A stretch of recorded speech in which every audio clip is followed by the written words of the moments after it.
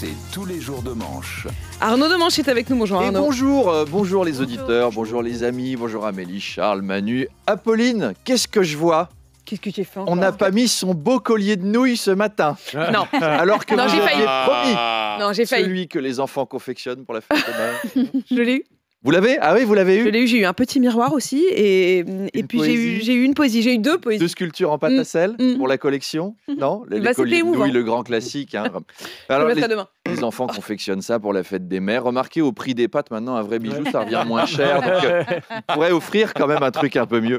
Alors, pour commencer, je voudrais dédicacer cette chronique au petit Kenzo. Kenzo, c'est cet enfant de 8 ans atteint d'un cancer du cerveau qui a été agressé par des supporters corses parce qu'il portait un maillot de l'OM. Kenzo, sache qu'autour de cette table, on est tous avec toi. C'est très difficile de se battre contre un cancer du cerveau, mais au moins, ça veut dire que toi, tu as un cerveau. Les supporters corses qui t'ont agressé, pas forcément.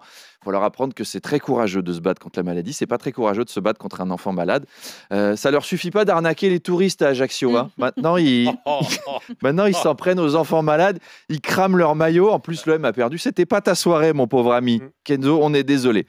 Après, tu sais, ces gens-là, la vie va les punir. Déjà, ils sont supporters d'Ajaccio. C'est-à-dire le meilleur score dans la vie qu'ils feront. Enfin, le meilleur score qu'ils feront dans la vie, c'est 16e de Ligue 1, en imaginant qu'ils y retournent un jour. Et toi, ton club, c'est à jamais le premier. Allez, on est tous avec toi. Même Charles, qui est le plus grand supporter parisien que je connaisse, il va dire « Allez l'OM, rien que pour toi, ce matin. » Allez Charles. Charles. Allez l'OM. Ouais. Et courage Kenzo. Toute la douleur de François Pignon. Sur RMC en ce moment, ce sont donc les 3 jours pour le logement. Mais oui, Arnaud, oui. l'immobilier traverse une période compliquée. Des annonces sont attendues aujourd'hui. C'est une maison bleue accrochée à la colline. Ouais, vous savez, le prix que ça coûte, une maison bleue accrochée à une colline maintenant. Manu Le Chypre me disait dans les couloirs les maisons bleues sur des collines, c'est surtout à Saint-Tropez, à Cogolin, c'est plusieurs millions d'euros maintenant. Hein. C'est fini le temps où les hippies pouvaient se la payer et pouvaient faire venir tous leurs potes chevelus dedans gratos.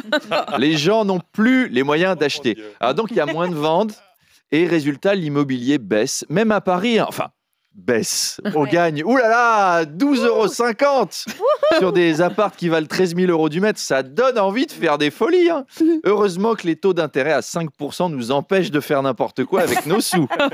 Alors avec la crise, les gens déménagent moins. Et heureusement, on est d'accord, autour de cette table, personne n'aime recevoir un message « Tu viens m'aider à déménager samedi, je fournis les croissants. » En plus, celui qui déménage, il triche. Il sait très bien dans quel carton il a mis les coussins. Il te laisse ceux avec les bouquins, ou avec les conserves, ou avec les briques. Je ne sais pas ce qu'ils foutent dans leur carton, les gens. Autre astuce, quand c'est le moment de porter la grosse commode qui pèse un âne mort, t'en as un qui part aux toilettes. Alors lui, petit conseil, réservez-lui la machine à laver pour quand il sort. C'est pendant un déménagement que les gars qui font de la muscu, ils regrettent de faire de la muscu. Hein. Moi, par exemple, j'en fais. On m'a demandé de soulever un lave-linge. J'ai pas réussi. Et j'ai regretté le PEL que j'ai claqué à Basic Fit. Les employés de Disneyland, Arnaud, étaient en grève ce week-end. Eh oui, grève à Disney. Là, j'ai eu une pensée pour Amélie Rosic tout le week-end. Comment vous avez fait pour occuper votre mari ? Qu'est-ce qu'il a fait du coup ? Il a fait des colliers de nouilles. Il est très très jeune, votre mari, Amélie. Alors les employés de Disneyland avaient des pancartes.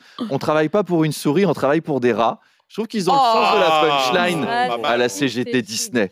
C'était la grève, les nains chantaient « Hey, hey, hey, ho, on va pas au boulot ». Et la Belle au bois dormant a fait la grasse mat.